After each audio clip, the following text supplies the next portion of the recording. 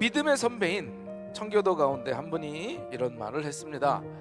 우리가 예수를 믿고 나서 두 번을 놀란다.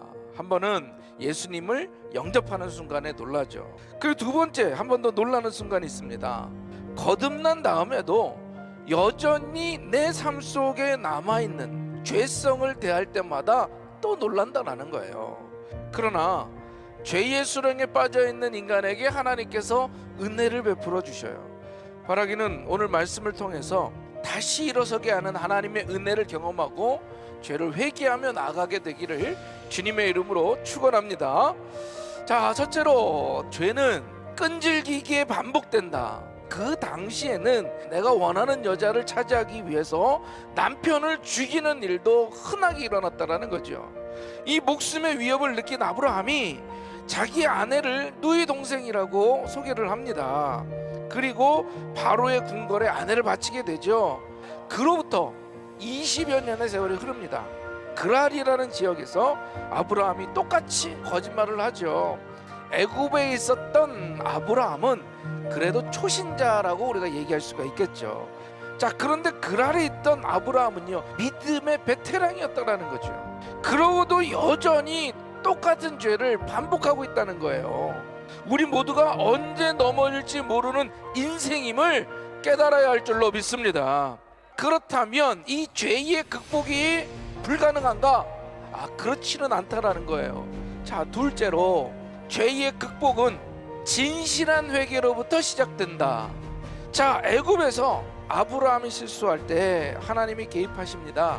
그랄에서 아브라함이 또 한 번 죄를 지었을 때 하나님이 한 번 더 개입하시죠.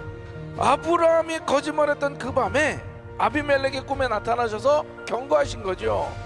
깜짝 놀란 아비멜렉이 털끝 하나도 건드리지 않고 이 사라를 돌려보냅니다.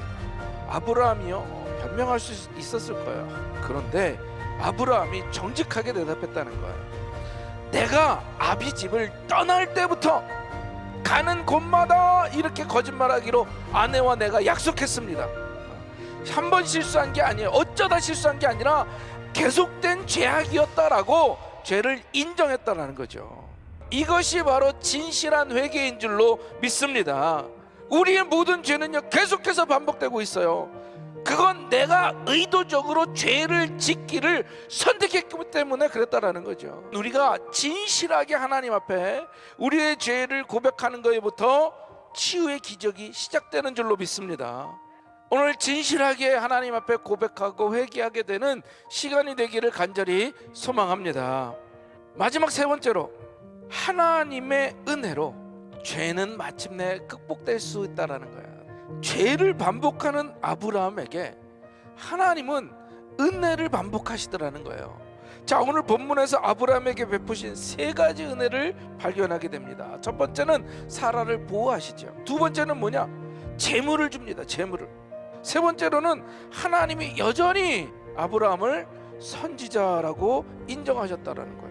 그렇게 거짓말하고 죄를 짓는 아브라함에게 하나님께서는 그를 선지자라고 인정해 주셨다라는 거예요. 이것이 바로 죄인을 끝까지 포기하지 아니하시는 하나님의 사랑인 줄로 믿습니다. 그럼 아브라함의 입장에서는 어땠을까요? 거짓말로 넘겼던 아내가 멀쩡하게 돌아왔죠. 또 아비멜렉에게 수많은 재물을 받을 때에 어떻겠습니까? 기도해달라는 부탁을 받을 때 아브라함이 뭐라고 생각했겠습니까? 받을 자격이 없는 사람에게 베푸시는 하나님의 사랑, 바로 그것이 은혜인 줄로 믿습니다. 바로 그 하나님의 은혜를 통해서 마침내 아브라함은 죄를 극복하고 하나님이 기뻐하시는 사람으로 변화된 줄로 믿습니다. 사랑하는 성도 여러분, 우리에게도 이 반복되는 죄가 있지 않습니까? 오직 하나님의 은혜로만 극복할 수 있게 되는 줄로 믿습니다. 오직 진실한 회개로 극복되게 되는 줄로 믿습니다. 바라기는 이 회개하는 은혜, 끊어내는 은혜, 마침내 다시 일어서는 은혜가 우리 금난의 성도님들에게 임하기를 주님의 이름으로 축원합니다.